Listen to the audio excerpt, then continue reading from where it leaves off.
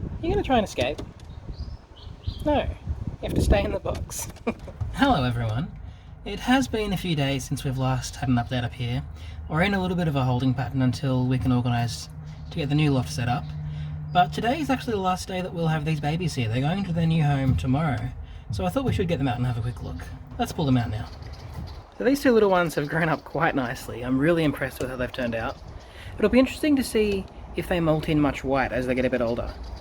Like I said, this is the last day we'll have them here, but I'm sure the new owner will keep us updated. They both have a nice solid red colour at the moment, except for this one who has a fair bit of white in the tail already. But it will be interesting to see how they turn out. And if I get an update, I'll be sure to share it with you guys. But I am really happy with how these guys have turned out. They're quite nice little pigeons. I am going to do another round with this opal hen, but it won't actually be with the grizzle cockbird. It's with a different cockbird from another flyer, and it's a black cockbird who carries opal, and it looks like he's already had the spread opal crossover. If you've seen any of my old spread recessive opal videos, you'll know that we do need the spread opal crossover to occur to produce the colour that we're trying to, and this new cockbird might already have that crossover taken place, which will make it a lot easier to breed the spread recessive opals. So I'm hoping to have her paired up with him in another week or so, and hopefully we'll have a spread recessive opal baby to be able to breed with in the future. Down here in the barless box, you might notice that there's no longer a nest in there. Unfortunately, the cockbird never actually sat on the nest, and the hen eventually gave up. So, those eggs got abandoned. I am going to give them one more round. I'm not sure if it'll be in this box or if it'll wait until we have a new loft set up. Their little baby is still in here. He's hiding up the back there somewhere. Oh, well, you can't see him that well, but there he is sitting on the ground. He is a very nice little baby, and he will be going to race for a couple of races this year, and then we might bring him back for breeding.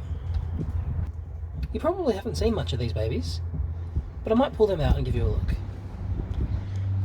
So these are Gus's babies, and unfortunately they are really dirty.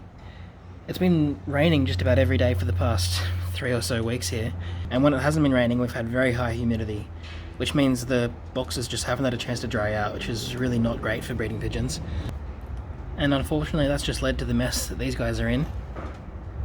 Even though I'm cleaning up the cages every day, it's still coming out like this.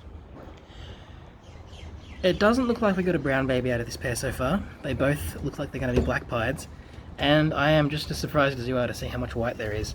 I was expecting them to be pieds, but I didn't know they'd be this white. Anyway, I'll put these guys back now, and you can have another look at them in another couple of days. Hopefully they'll be a little bit cleaner, and they might have feathered out a bit more as well. And finally we have these guys, and these babies are just about ready to go to their new loft as well. Another week or so we'll move them. But whilst we're here, we may as well pull them out and have a closer look. I'm actually a bit embarrassed to show them like this when they're this filthy.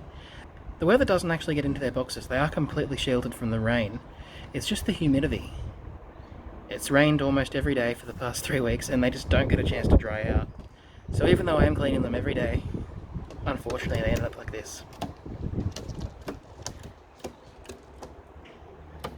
But looking at this stipper or almond, it doesn't show up that well on the camera, but you can see he is getting a lot of colour in. And when he has his first molt, he'll colour up a lot more. And I almost forgot, but we better have a look at these guys. They still have 2 eggs, and they're due to hatch in another couple of days. It won't be too much longer. And we should have some little red babies.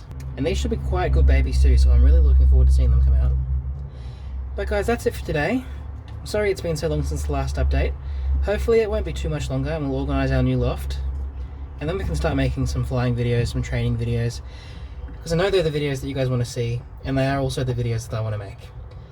But guys, thanks for the support so far. We recently hit 18,000 subscribers, which is a huge number. So thanks for all your views. If you haven't subscribed, make sure you do now, and I'll catch you in another few days.